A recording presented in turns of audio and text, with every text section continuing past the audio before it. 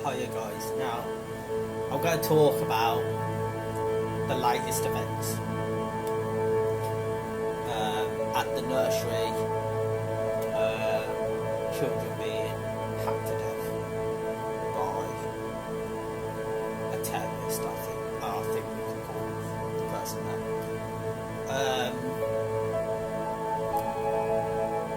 Everybody has a right to be angry when something as vicious as this happens on UK soil. Now, I've got a daughter, and I know exactly how I would feel if something happened to her. Now, would I tarnish all ethnic minorities with the same brush? No, I wouldn't, okay? That's the first thing to add.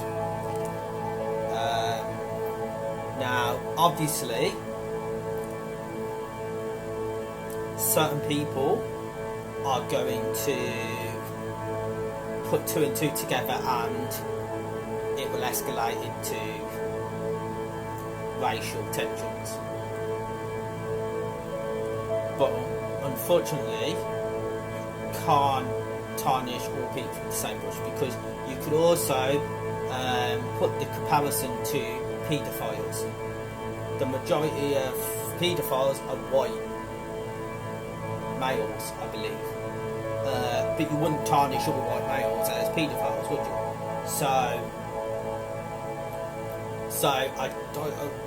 We don't want to escalate into racial tensions of tarnishing all ethnic minorities as terrorists or, murderers, okay? Because they're not.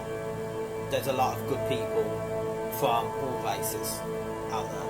There's a lot of good people, and just like in all races, you've got bad people and psychos, like this person who went into a nursery and massacred children.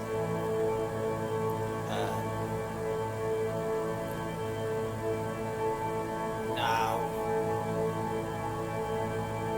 all I will say,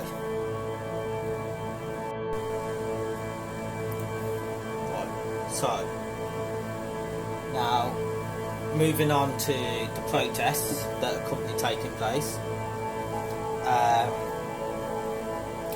I totally am backing people protesting, and I think what the police forget and what the government forgets is that if the whole country rose up and we had like a revolt, like has happened in history at peaks, right, it would overwhelm the police and overwhelm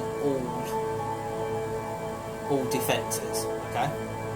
That's number 1 point, okay? But I don't condone violence of any kind, okay? Really don't. I'm not a violent person myself. I would not promote it, anything. But it's important to be realistic about these things. And when tensions are high, I think that can get lost. And number 2, now I've seen these protests, right? And because of social media, you get to see these protests firsthand and for exactly what is going on at what point, etc, etc. Now, what it's glaring to me is, right, a protest is very, very peaceful, right? Very, very peaceful until the police decide to start grabbing people. Decide to try and be heavy-handed to solve a situation heavy-handedly, right? And then once you start gripping people, innocent people, you then get issues of the whole crowd then starts being angry at you, like at the police, and then you get escalation of the issue, when you could have just let that protest carry on peacefully, chant whatever they want, like, to a certain degree, to a certain point. Like, and then when it comes to night time, they're gonna go home to bed. They're gonna go to sleep. Do you know what I'm saying? Like, I think, and also, not to mention, like, I do feel like, do the police back what's happened? Do the police feel these children being massacred, right? Like, the police are meant to protect people and defend people, right? Yeah, but they weren't protecting those children at that nursery, were they? When those children got massacred, the police weren't there. Do you know what I'm saying? Now, you could say that it was out of their hands. They can't be in everywhere all at once, etc., etc. But like, people are protesting because they're angry at children being killed, and you as the police want to be heavy-handed with them, right? But you won't kind of feel a sense of empathy with them because these children have got massacred by a machete attack that you, whether you could have done anything or not, right, because you weren't there, right, you still have to take the blame because you are the police and you're supposed to be protecting people. Do you know what I'm saying? So I'm thinking to myself, why are the police standing there, right, and being brutal to innocent people when children have got murdered and massacred on British soil? Do you know what I'm saying? I'm thinking to myself, do the police really stand by this stuff? Do you know what I'm saying? Are the police then that warped, that corrupt? Do you know what I'm saying? And I'm starting to think that the police are really dumb, like, because they're thinking that gripping people up is going to scare people, but it actually does the opposite. It doesn't scare people, gripping people up. It makes them angry, right? And then they turn on you. And the trouble with angry people is that the mainstream media may be able to present it in a way that is like it's the protesters being angry and the police are just defending themselves, right? The mainstream media may be able to present that. Unfortunately, you've got a lot of social media out there, a lot of big influencers on YouTube, TikTok, like everywhere, right?